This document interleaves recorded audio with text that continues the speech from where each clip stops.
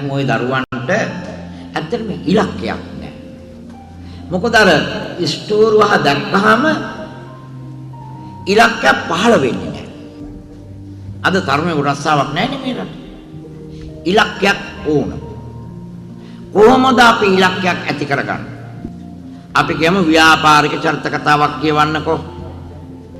ඒ ව්‍යාපාරිකයා කොහොමද ආරම්භ කරේ?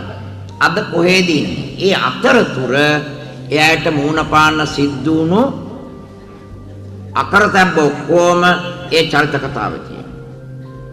ඊළඟට ඔය දරුවෝ පුරුදු වෙන්න ඕන ඉංග්‍රීසි කියවන්න. ඔය ඉංග්‍රීසියෙන් ගහපු චරිත කතා හරි සරල ඉංග්‍රීසි භාෂාවක් තියෙන. හරිම සරලයි. ඒවයි ගැඹුරු වචන නැහැ. කතාවක් නේ. ඒ නිසා ඒ ඉංග්‍රීසියෙන් පළවෙච්ච චරිත කතාවලුත් කියවන්න. ඔන්න චරිත කතා කියවන්න මේ දරුවන්ට ඉලක්ක පේනවා. නොයෙකුත් ඉලක්ක පේනවා. නොයෙකුත් අරමුණු මනසට ඇති වෙනවා.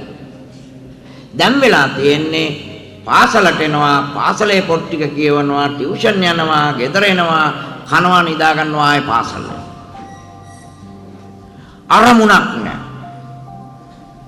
අර චරිත කතා කියවන්න ඒ චරිතය තමන්ගේ මනසේ මැවෙනවා.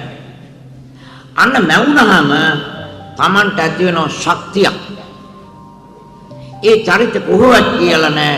මම අහවල් අධ්‍යාපනය ලැබලා තමයි මේ මට්ටමට ආවේ. මම අහවල් අධ්‍යාපනය ලැබලා තමයි මේ මට්ටමට ආවේ කියලා ඒ චරිතවල කොහොමද කියවිලා නෑ. ඒම චරිත කියවන්න මේ තමන්ට ආත්ම ශක්තියක් වැඩෙනව නෙදනුවත්වම. දැන් අපි කියමු ඔන්න ආත්ම ශක්තිය වැඩි කෙනෙකුට ඔය දරුවෝ යනවා ගම්පහ ටවුන් එක. ඔන්න පේනවා අයියෝ අර කඩේ කරන්න හැටි වැරදීනේ. අයියෝ අරමද කඩේ කරන්නේ. හරි අවුල් ජාලයක්. ඒ හැඟීම ආවේ අර චරිත කතා කියවන නිසා. එතනින් තව දෙයක් සිද්ධ වෙනවා. මේ අපේ රටේ ගොඩාක් මිනිස්සු හරි ආඩම්බරයි.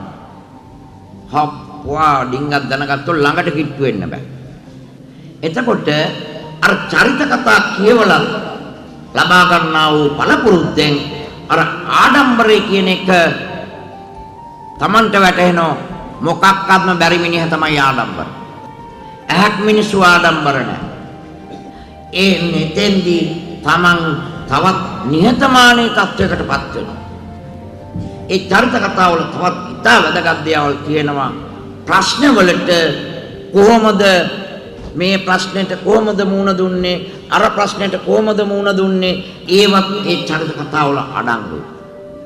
එතකොට මේ දරුවන්ට මේ අධ්‍යාපනයේ වුණත් එන ගැටලු ටිකදී අර චරිත කතාවල ආభాසය ලබාගෙන ප්‍රශ්න වලට නිර්වුල් විසඳුම් හේීමේ හැකියාවක් ලබා ගන්නවා. ඔය චරිත කතා කියමින් තව එක හොඳක් තියෙනවා. මිනිස්සු පාලනය කරගත්ත හැකි. දැන් ওই දරුවෝ නායකත්වයකට ගියොත් ওই දරුවන්ට ඒ තනතුර අනුව මිනිස්සු පාලනය කරගන්නවා. එතකොට දැන් මේ දරුවන්ට එහෙම පුහුණුවක් නැහැ. අර චරිත කතා කියවුවාම එතනක් තියෙන මිනිස්සු පාලනය කරද්දී කොහොමද ඒ චරිතේ මිනිස්සුත් එක්ක අනුගමනය කරන්නේ? ඒ හැම කෙනාම කියන්නේ මොකද්ද? තරුණයන්ට මොකක්ද බැරි. මම කියනවා මේ තරුණ දුවරු, තරුණ පුතාලා ඊටාම හොඳ දරුවෝ. ඒ දරුවන්ට හරි මගක් කවුරුවත් පෙන්වන්නේ නැහැ. ඒ දරුවන්ගේ මනස පෑදෙන්න හරි කෙනෙක් හරියට කතා කරන්නේ නැහැ.